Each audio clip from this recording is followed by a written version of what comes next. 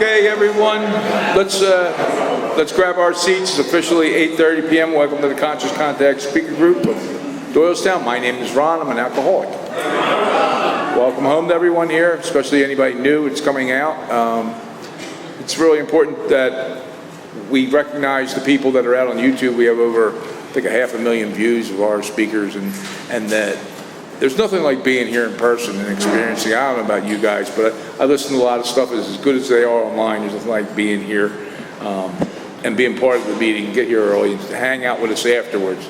And with that, it's time for me to introduce the world's greatest chairperson. One time he drove all the way from Colorado to Kensington. Please welcome Nick. Let's see what he's got.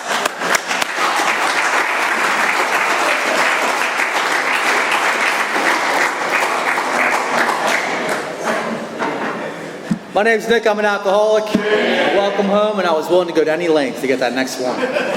Okay.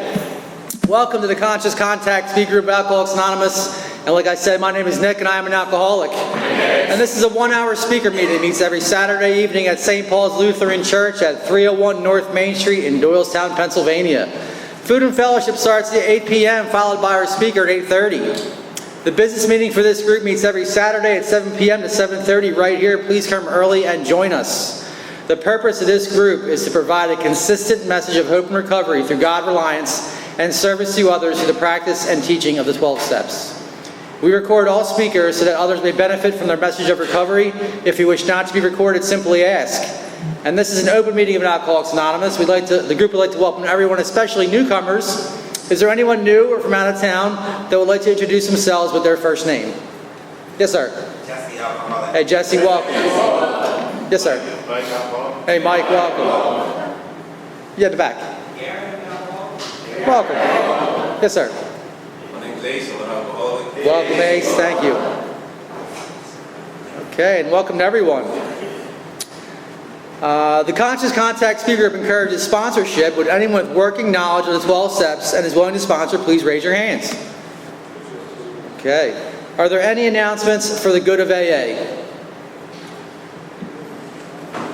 Okay, I do have one announcement. August 16th in Quakertown, A New Dawn's having her 30th anniversary picnic. It's a 7:30 celebration to AM. Meeting's at 8:30. That's their normal time. And they're having a speaker from Florida come, Karen Ard. She's one of the authors in the big book, Crossing the River of Denial. I have a flyer here if you're interested with an address and everything. Come see me after the meeting. Our sister group is a big book study meeting that meets every Thursday at 7:30, and that's just up the street at the Salem UCC Church, 186 East Court Street. That's in Doylestown. Coffee is on at 6:15. We have meeting lists and big books on easy terms. Please see me or any home group member after the meeting. If you cannot afford a big book, the Conscious Contact Speaker Group will give you one at no charge. Anyone willing to make donations for the purchase of big books and CDs who can't afford them can put donations in the jar and a tail marked Big Book and CD donations. Please subscribe to our YouTube channel, the Conscious Contact Speaker Group of Doylestown, PA, and our Facebook page. Subscribe and share. You can find our speakers there. Join our Facebook page to keep informed, and you can share upcoming events and meetings. And now with that, we have the most handsome man in black, Tommy, to come up and read the Just for Today Prayer of Recovery. Let's give Tommy a warm welcome.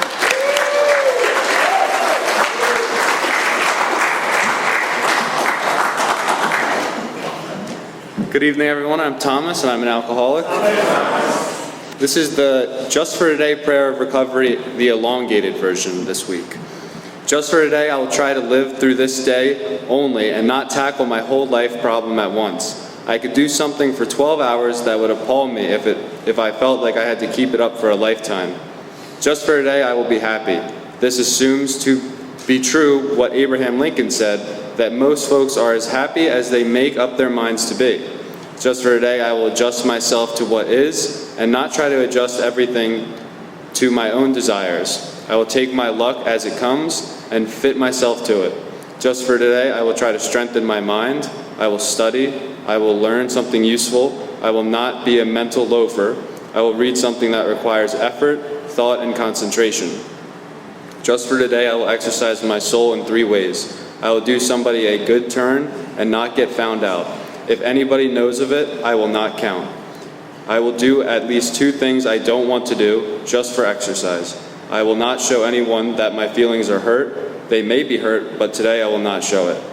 Just for today, I will be agreeable. I will look as well as I can, dress becomingly, talk low, act courteously, criticize not one bit, not find fault with anything, and not try to improve or regulate anybody but myself. Just for today, I will have a program. I may not follow it exactly, but I will have it. I will save myself from 2 pests, hurry and indecision.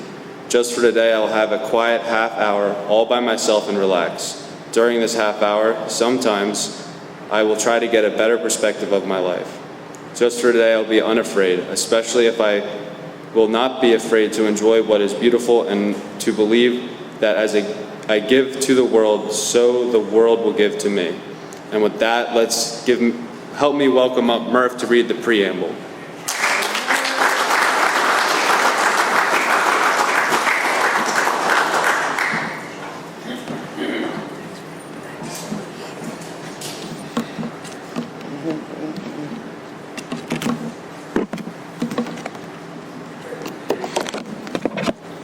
Hey guys, I'm Murph. I'm an alcoholic.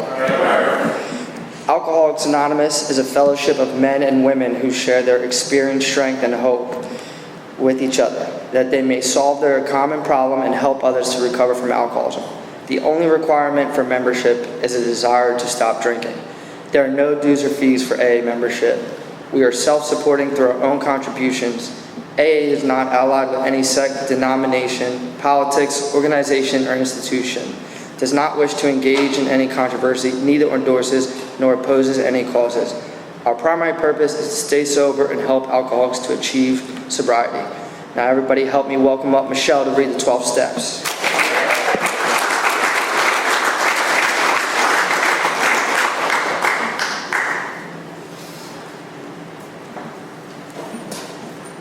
Hi everybody, welcome home. My name is Michelle, and I'm a grateful recovering alcoholic, and these are the AA 12 steps of recovery. Step 1, we admitted we were powerless over alcohol, that our lives had become unmanageable. Step 2, came to believe that a power greater than ourselves could restore us to sanity. Step 3, made a decision to turn our will and our lives over to the care of God as we understood Him. Step 4, made a searching and fearless moral inventory of ourselves. Step 5, admitted to God, to ourselves, and to another human being the exact nature of our wrongs. Step 6, we're entirely ready to have God remove all these defects of character.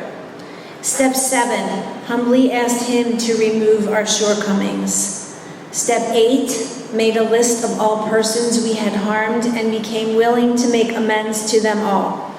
Step 9, made direct amends to such people wherever possible, except when to do so would injure them or others. Step 10, continued to take personal inventory and when we were wrong, promptly admitted it. Step 11, sought through prayer and meditation to improve our conscious contact with God as we understood Him, praying only for knowledge of His will for us and the power to carry that out. And step 12, having had a spiritual awakening as a result of these steps, we tried to carry this message to alcoholics and to practice these principles in all our affairs. And I'd like to bring Alcohol Nick back up.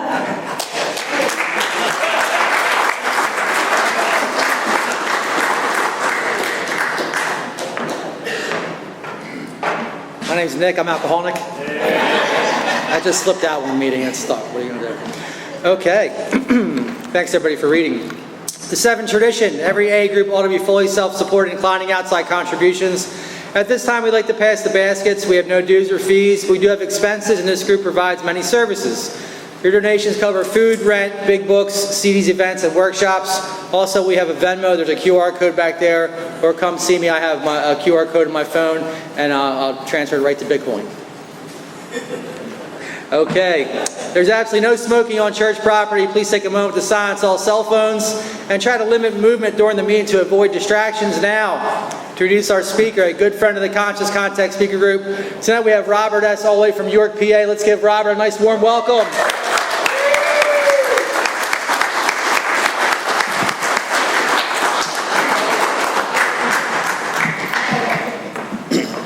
My name is Robert, and I am an alcoholic.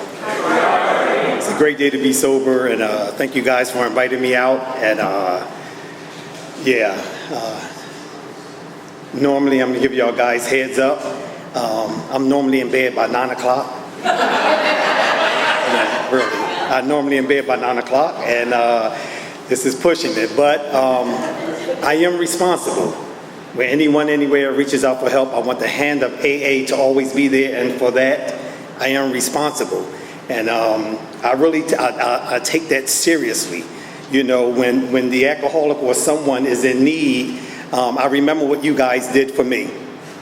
You know, you helped save my life. So when duty calls, you know, I'm like, okay. So Ron gave me a call.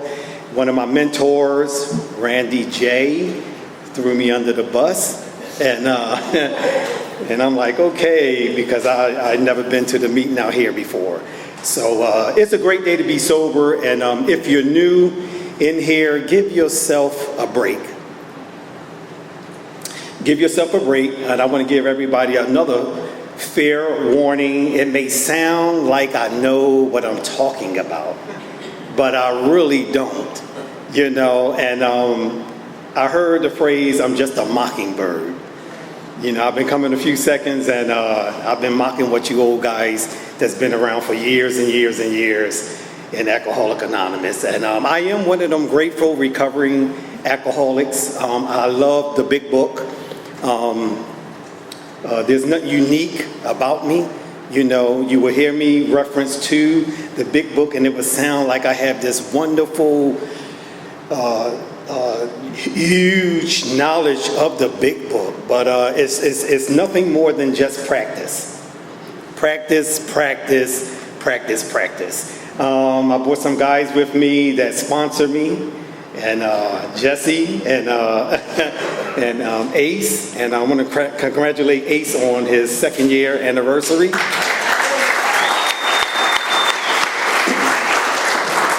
Which lets me know that AA still works. AA still works. You know, if you're in Alcoholic Anonymous and you're bored, you know, my mentor, Randy J., would say, you may just be a boring person. There's so much to be done. There's so much to do.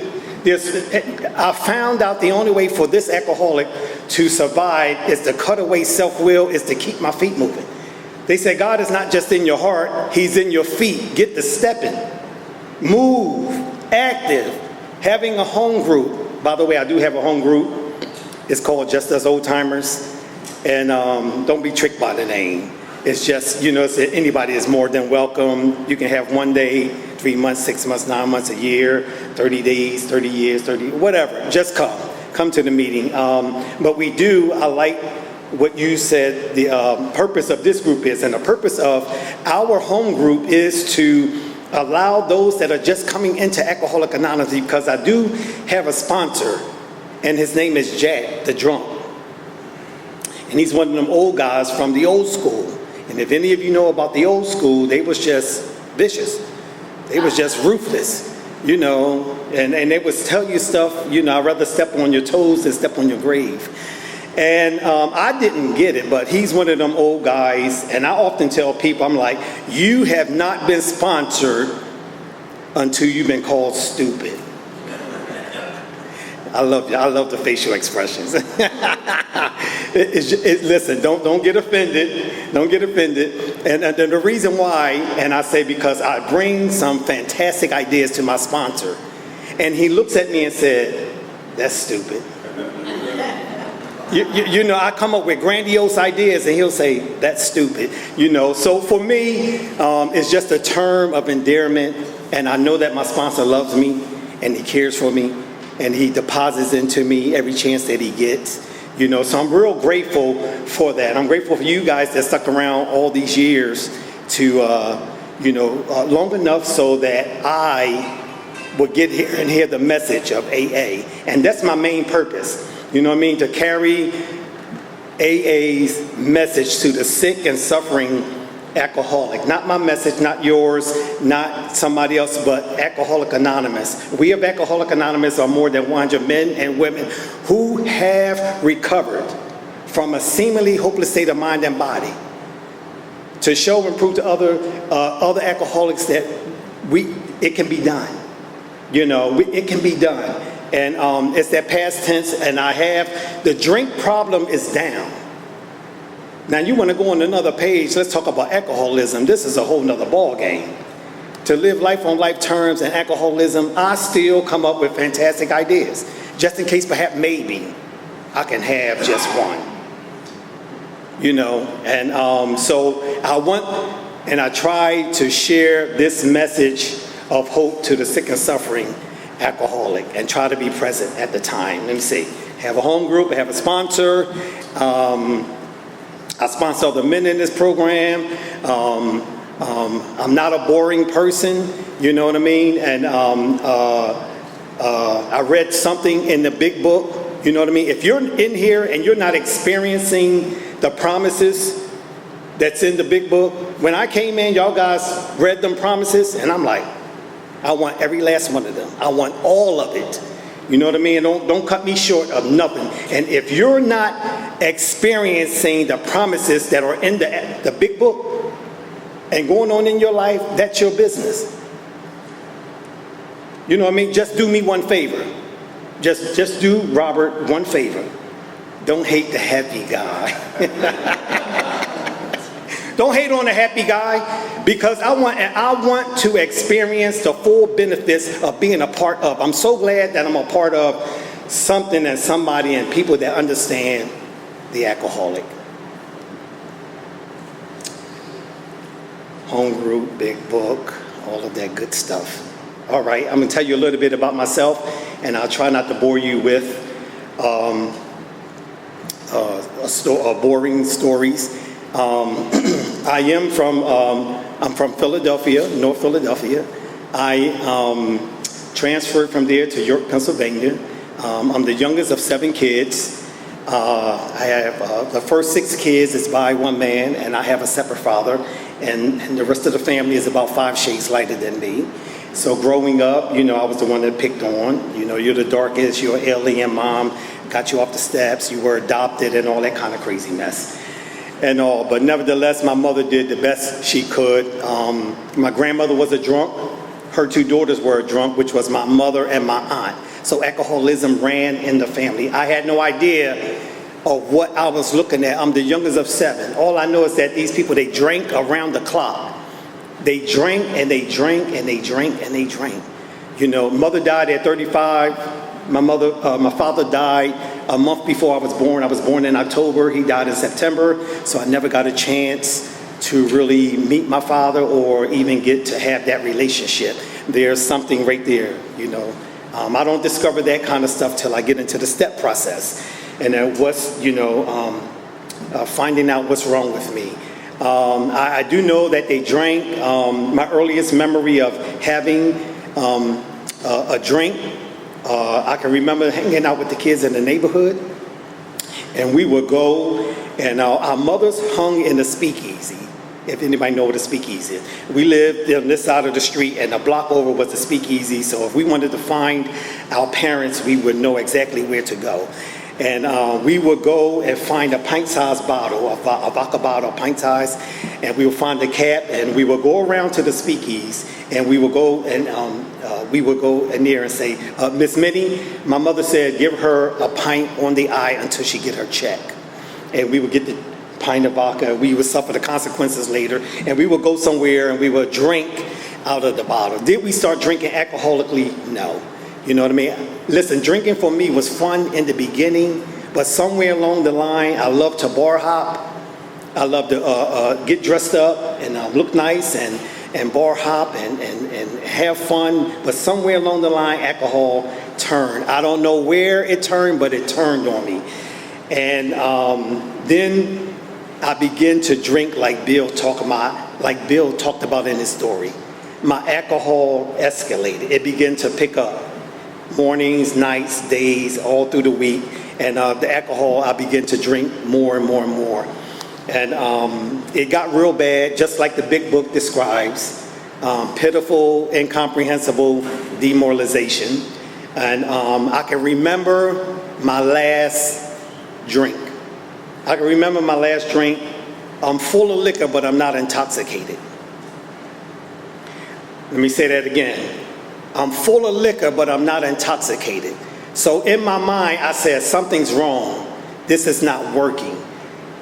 What I know now in the terminology, I love the effects produced by alcohol, but at this point and stage in my life, it stopped producing. The more I drank, the sober I got.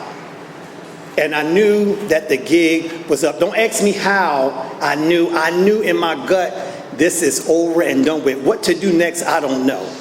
You know, and I proceeded to go into, from that point, I knew that it was over with. I looked at the young lady I was with, and I said, I'm going to get some help. And from that point on, I went to my sister's, and she helped me to get into a rehab. And from the rehab, I transferred from Philadelphia to York, PA, where I reside now, York, PA, and did the whole recovery scene. And I said that to say this. If you're in here, please don't take this to heart, what I'm about to say. Don't take it to heart. Charge it to my head, not my heart. I said that to say this. I have one sobriety date. I have one sobriety date. May 25th, 2007. And I've been coming for a few seconds. And I still don't know how this thing works. And I'm saying that to you that are struggling. And I'm like, listen, that's not my story. So when I work with guys, I hold the standard real high. You know, nobody have to tell you when you're done. You will know when you're done. And I knew I was done, but I just didn't know the next step to take. But after going into the rehab, they say, do this, and I follow through with it. They say, do this, and I follow through with it. And I'm trying to give you the process of recovery that took place for this alcoholic. And in order for this alcoholic to get sober, guess what I had to do? I had to give up all of my fantastic ideas. I'm trying to give you some nuggets. I had to give up all my fantastic ideas in order for me to recover. So I knew at the end of my drinking, I did not want to feel like that anymore. You ever look at somebody and they have dead eyes? They just got dead eyes. You look at them, there's nothing there. There's emptiness. And that's how I felt, that emptiness, that shame, the guilt, the remorse at the end of the drinking. And I was just all by myself, and I didn't want to feel like that anymore. But coming into Alcoholic Anonymous, you guys said, welcome. You never have to feel like that ever again. And I'm like, that's a bunch of crack. I thought it was real stupid. Talking about, come on in, welcome. You never, ever, ever, ever, ever, ever have to feel like that ever again. I'm like, how do they know how I feel? How do y'all know how I feel? Because y'all drank just like me. Y'all drank just like me. And after coming in, y'all said, get a home group, get a big book, get a sponsor, get involved, participate in your recovery. I'm like, dude, that's a large order to swallow. I'm like, what is all of this all about? Get a sponsor for what? And the amazing part about getting a sponsor, the man taught me something that I did not know. Here's the ironic part. I'm smart in several areas of my life. I do some plumbing, some electric, some carpentry, some landscaping. I can do quite a few things. I'm smart in a lot of areas of my life, but one, I don't know how to stay stopped. I don't know how to stay stopped. And that's where you guys come in at. My first sponsor put it like this: Bob, there's a path that's already laid. You don't need to make nothing up on it. Get on the path and follow the person in front of you. Monkey see, monkey do. He said, if you want what I have, you do what I do. And I wanted what he had. And I followed his suggestions begrudgingly. One thing I did know, I just didn't want to drink anymore, and I didn't know how to live without the drink. And following these simple suggestions and becoming involved in Alcoholics Anonymous, I began to cut away the self-will. The drink problem is down. Now, what is all this other crazy stuff that's going on? My friend Randy, once again, I'm always referring to him because he's one of my icons and mentors in Alcoholics Anonymous. It's alcoholism, not alcoholism. And I had no clue, didn't understand the terminology of what was going on and everything. So by the time my sponsor got a hold of me and I began to follow his directions, and I begin to get on the path and follow and listen to what he was saying, slowly but surely my life began to change. Life began to change, things began, not drastic, just real good enough where I'm like, hey, I didn't think about a drink today. Hey, I feel good today, and those are big changes in early sobriety for me. And also I began to follow this guy, suggestions, and as we process through the step process, I'm a big fan on the steps. When I'm dealing with guys and other alcoholics, I ask them this one question: how free do you want to be? That's a good question, ain't it?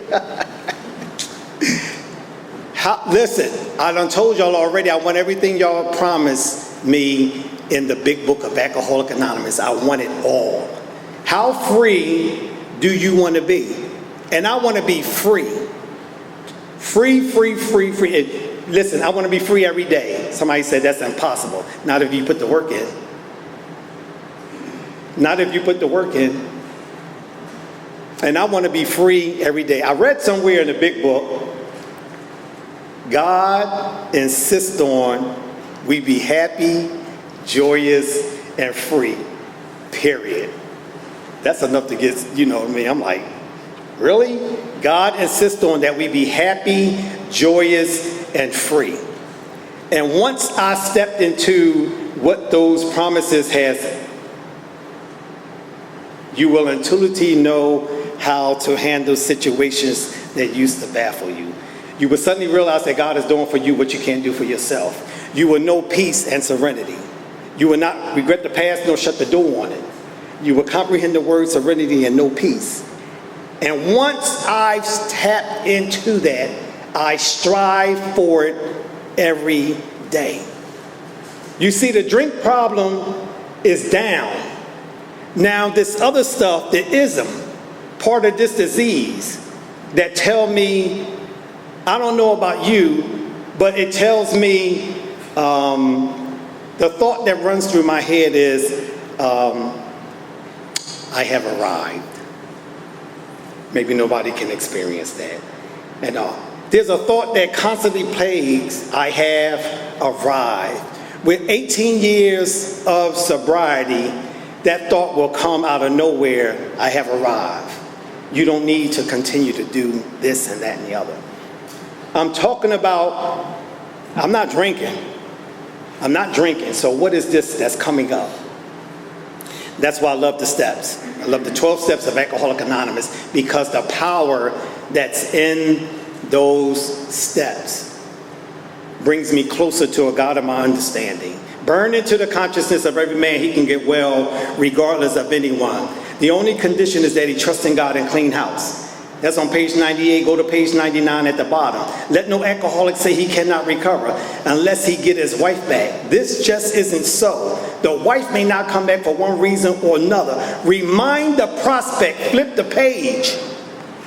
His recovery is dependent upon his relationship with God.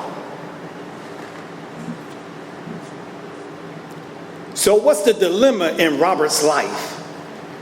Here it is, I'm getting ready to tell you. Selfish and self-centeredness that we think is the root of Robert's trouble. Driven by 100 forms of fear, self-delusion, self-seeking, and self-pity. Robert steps on the toes of his fellows and they retaliate, hurting him seemingly without provocation. But Robert made decisions in the past based on self, which later placed him in the position to be hurt. I'm not drinking. I'm not drinking, y'all. Well, what is this other stuff that's plaguing me? It's the ism. It's the ism. All I have is a daily reprieve contingent on the maintenance of my spiritual condition. You think that I really want to come to meetings every day? Y'all gave me some simple directions in the beginning. Pray in the morning, pray at night. Read your big book. Make one meeting a day. Don't try to stay sober for the rest of your life. Make one meeting a day. Try to be of service and help somebody. Don't hurt yourself and don't hurt nobody else. Something real simple. And I find out putting that simple suggestions into action and play brings me to a place and a relationship with God as I understand Him. Isn't it amazing? Haven't had a drink in 18 years. So if selfishness and self-centeredness is the core of my disease, my ego plays a big part in this. I have a real large ego, bigger than this room, and everybody that's sitting in it. And if I don't keep it in check, it'll take me. It'll take me there. It'll take me right there to the drink. I just told y'all the constant thought that plagues me, I have arrived. I'm 18 years sober. I walked into meetings. Me and Jesse was talking about this. When I got to Alcoholic Anonymous, you guys seen the power of the steps, and you seen how it changed my life. And then I had the AA smile. You know what I mean? I had the AA smile. I was doing the bobblehead stuff, and everybody was like, oh, he caught it. He got it. You know what I mean? So for the first 5 years of my sobriety, you guys gave me a name. You guys begin to name me Smiling Bob. That's what you got. You guys begin to name me Smiling Bob. And I ain't gonna lie to you, I ate it up and I ran with it. You know, and it was good. I would walk into meetings, yo, what's up? Yo, give me a call. Yo, call me if you need me to speak. Yo, they would holler across the room, Smiley, what's up? I'm like, yo, what's going on? How you? Yo, give me a call if you need me to holler at me. No, you laughing, but you guys made a celebrity. That's what you guys did. And y'all built him up till he became an icon and an idol in Alcoholic Anonymous. I'm just talking about my experience of what alcoholism, how it works. And I ran with it for a while, and I was somebody, only to find out I'm home in my apartment, and out of nowhere, the intuitive thought comes and hit me in the back of the head. And it said, if you don't kill that name, you're going to get drunk. That's what it said. And for the next 5 years, I began to work with my sponsor to kill that name. I try to kill it as much and possible as I can. I try to get it out the memories of people, because there's no big I's and little U's in AA. Once I cross the threshold of the door, my name is Robert, and I am an alcoholic. That's all my social status, my degrees, my finances, my place in society. All of that is nothing once I cross the threshold of the door. So for the next 5 years, I begin to work with my sponsor in killing that name. And I got it real low. I beat it down, and people was inquiring, hey, have anybody seen Bob? Hey, is he still sober? Hey, do he still make meetings? And I thought that was a good place to be. What you talking about, Rob? It's called humility. Humble pie. Eating humble pie, humility. So that's why when I called Ron back and I said, hey, what is the requirements for your group? And he talked about, oh, gotta put your name on a flyer, and you got to wear a suit and tie, and you have to do, you know, these are our requirements.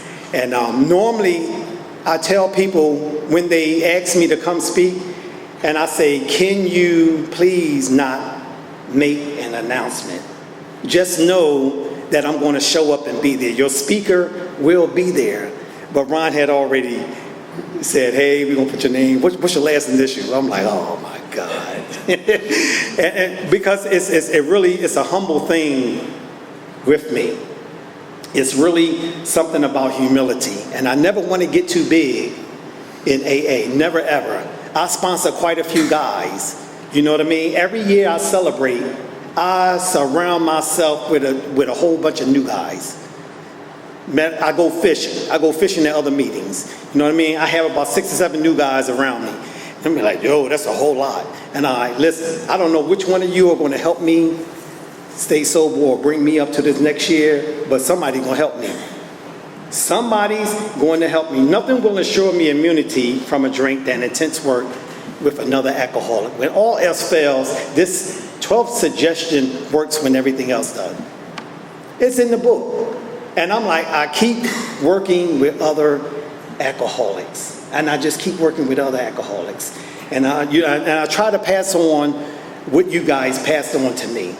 And that's the beauty of it. 2 guys showed up. 2 guys got together, and God showed up. Bill and Bob got together, and God showed up. And here we are with this wonderful, wonderful program. Such a gift. You know, I never want to take it for granted. I never want to take this gift for granted. Being able to carry AA's message. And I share that. The reason why I stay active and involved is because I never want to lose, and I hope this catch somebody. I never, ever, ever want to lose my enthusiasm for Alcoholics Anonymous. The minute that I lose my enthusiasm for Alcoholics Anonymous, you can kiss me goodbye, and you'll never see me again. And that's the reason why I stay active and involved and connected and have a support group. I got a bunch of guys that they think I'm helping them. My sponsor told me in the beginning, he said, I asked him to sponsor me. He said, sure, I'll sponsor you, but you're going to help me more than I'm going to help you. And I'm like, this dude crazy. This dude is just crazy. I'm like, what is he talking about? Today I get it. Today I get it. Because if selfishness and self-centeredness is the core of my disease, the only way to get rid of it is this altruistic movement that we have through the 12-step process of Alcoholics Anonymous. And it's amazing. And it's amazing. I'm trying my best because I'm a little bit more bubbly than this. You know what I mean? I'm a little bit more excited and all, but it's really great. And I want to read a couple of things to you guys, and I hope that it sinks in. Because if I be truthful, what I'm seeing, and in the fellowship in Alcoholics Anonymous, a lot of stuff is filtering in. It seems as if it's changing. You know what I mean? But I never, ever want to lose my enthusiasm for Alcoholics Anonymous and what's going on. I never want to deviate from what you old-timers gave me. I want to hold fast to it. I want to present it just like it is and just like you gave it to me. A vision for you. You can't transmit something you haven't got. You know. And all I have is what you guys had given me. And I'm going to read something, and I hope that it catches your attention. Food for thought. Food for thought. If God spoke to AA, he might have said, into your weak and feeble hands, I have entrusted a power beyond your estimate. To you has been given that which has been denied the most. Learn of your fellows. Not to the scientists, or statesmen, not to the wives or mothers, not even to my priests or ministers, have I given this gift of healing other alcoholics, which I entrust to you. I must be used unselfishly. It carries with it grave responsibility. No day can be too long. No demand upon your time can be too urgent. No case too plottable. No task too hard. No effort too great.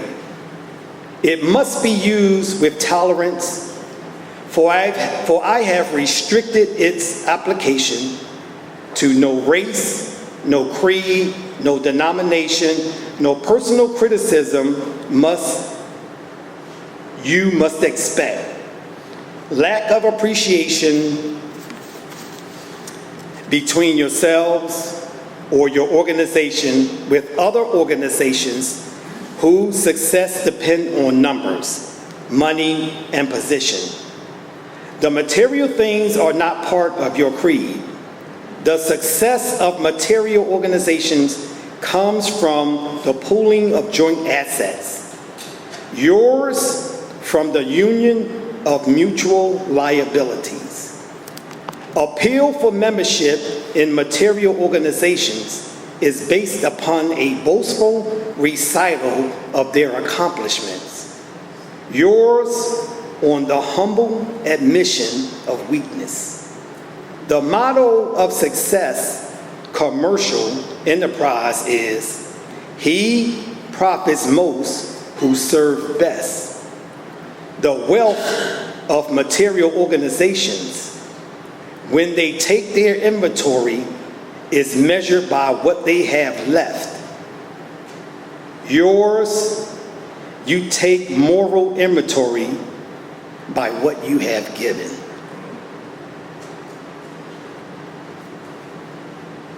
I understand I can't keep what I have unless I give it away. So I place myself in a position of always giving away. I try to stay empty as much as possible, because the minute that I get full of self, my whole life is out of whack.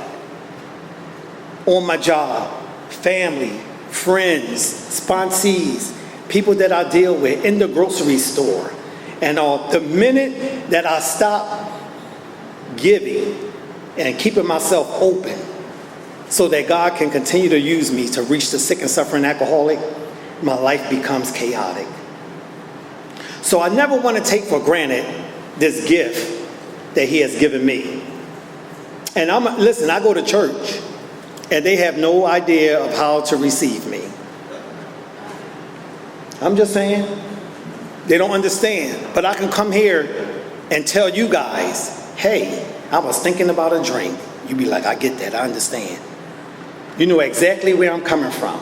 And the reason why I never want to take this gift for granted, and I try to keep myself out of the picture as much as possible, because I found out, if anybody in here was like me, because I love to do this.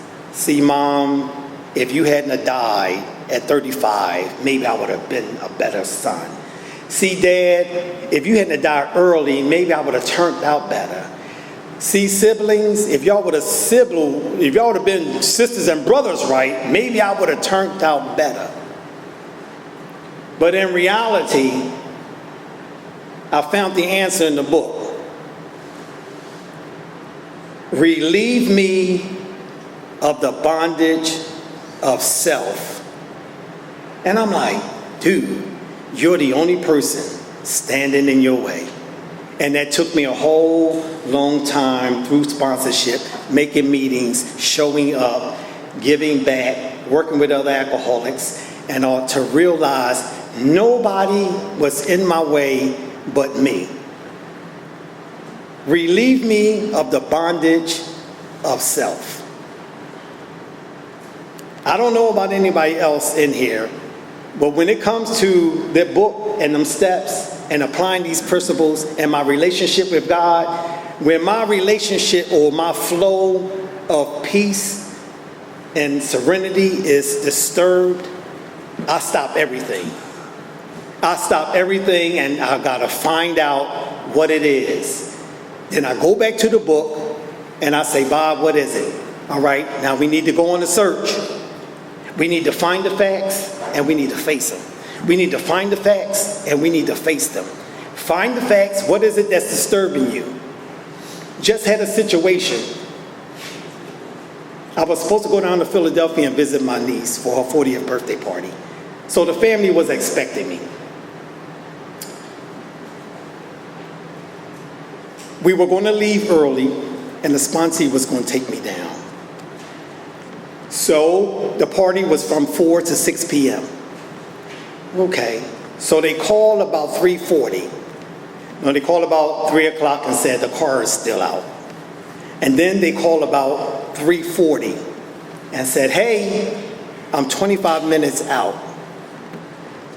And I looked at the clock and I said to myself, I had to pause because I don't know about anybody else. When I get a resentment, you know what I mean? Resentment leads to anger. And when I get angry, and then it can get real volatile. It can get physical. I paused because I felt the fire burning and the anger kicking up in me. And I said, I tell you what we're going to do. Man, it was a sponsee. I said, I tell you what we're going to do. I'll be lying to you if I say I'm not upset. I am. I'm upset, but I tell you what we're going to do. And let me suggest that you make lots and lots and lots and lots of meetings this week. Let me suggest that you pull on your support group, you know, and let me suggest that you contact other people, and I'll talk with you Friday. I did tell y'all I'm not drinking, right?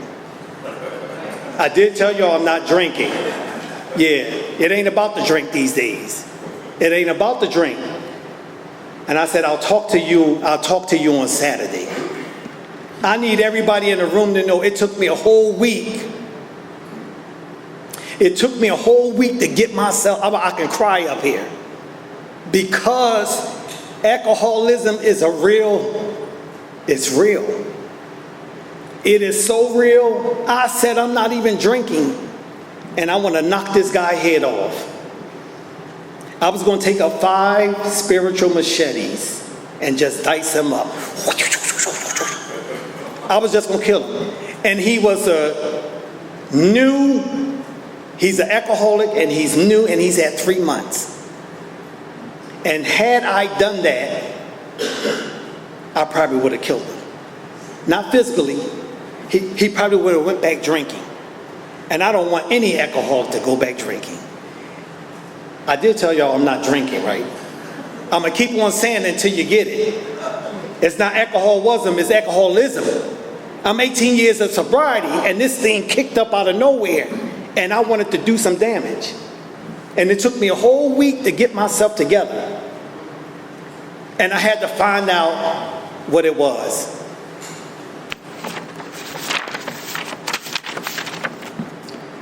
Acceptance is the key to my relationship with God today. I never just sit and do nothing while waiting for Him to tell me what to do. Rather, I do whatever is in front of me to be done. I leave the results up to Him. However it turns out, that is God's will for me. Here was my key. I got my answer from the book, y'all. I must keep my magnifying mind on my acceptance and off my expectations. For my serenity is directly proportional to my level of acceptance. When I remember this, I can see I never had it so good. Thank God for AA. It took me a whole week because I knew if I did not find the facts and face them, if I didn't hit the nail on the head, a drink sounded good. I'm talking about 18 years of sobriety. A drink would have sounded good because it would have satisfied my anger and my rage, and I'll show you I'm going to drink. I'll show you I'll hurt me. And I did tell y'all I'm not drinking, right? I'm going to keep on saying it. Maybe it'll register. It's not alcoholism, it's alcoholism. And if I don't put the ism in check on a daily basis, keep on making meetings, I'll see my sponsor. I meet with my sponsor every Sunday at the meeting, work with other alcoholics, pray in the morning, pray at night. You know what I'm saying? If I don't do these basic, simple things, the ism, it kicks up and come out of nowhere. And then a drink sounds real good. And I know that the book told me for me to drink is to... The doctor said most chronic alcoholics are, somebody said it, doomed. There you go, buddy. I have to constantly work at this gift of sobriety. I'm going to read one more thing and I'll stop. I don't know if I made any sense to anybody. I did tell y'all I'm not drinking, right?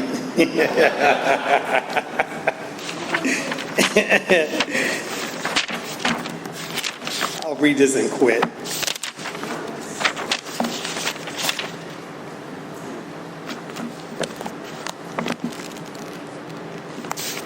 I think this sums it up.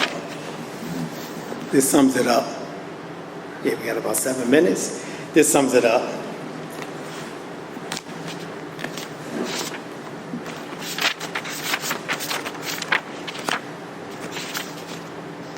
There we go.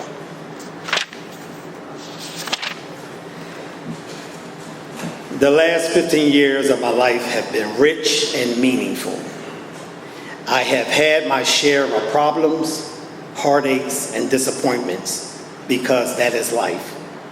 But also I have known a great deal of joy and a peace that is the handmaiden of a inner freedom. I have a wealth of friends, and with my AA friends, an unusual quality of fellowship.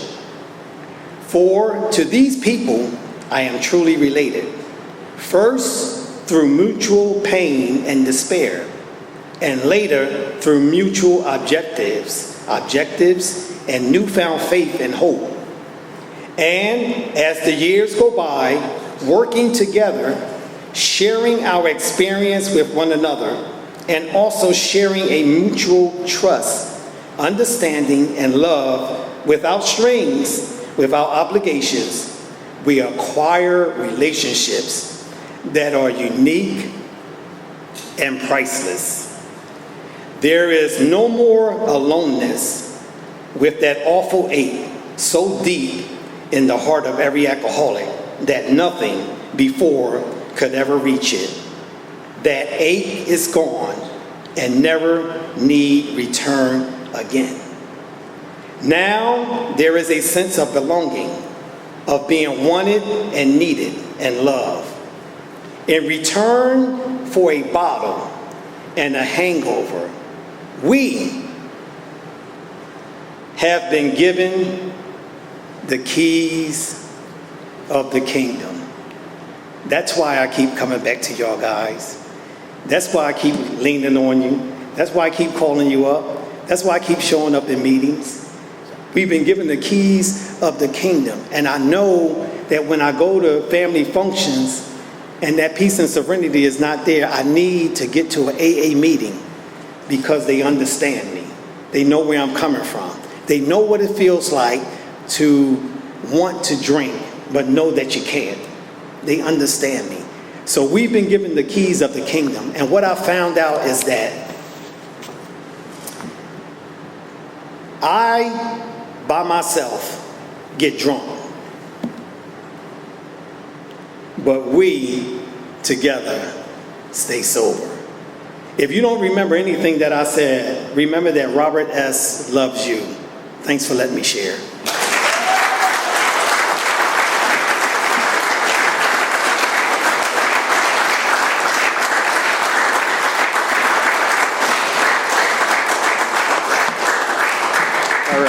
Good evening, ladies and gentlemen. My name's Brian, and I'm an alcoholic. First and foremost, the group would like to thank Robert for coming out here tonight, delivering an incredible message of hope and recovery to our group here.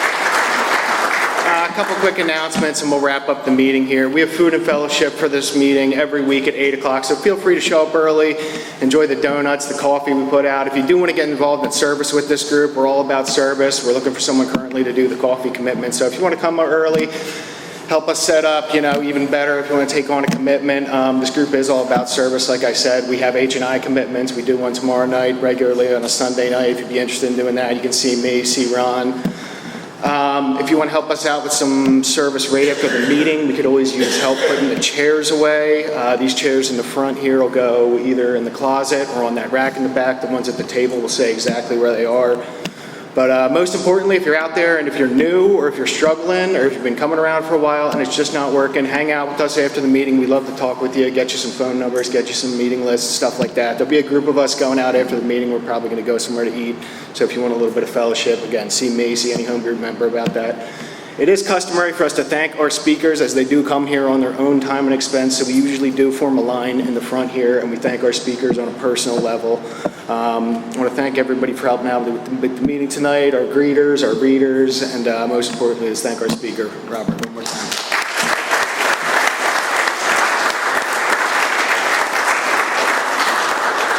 And if you do care to join us, we have a beautiful way of closing down the meeting. We are going to circle up. We're going to circle up and join hands. We'll close down with our Lord's Prayer.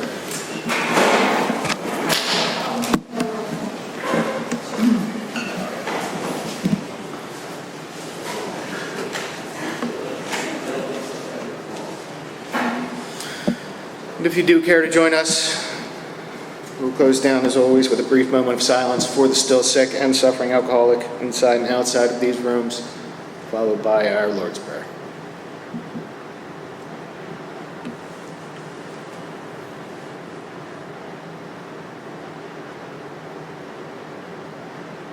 Our Father,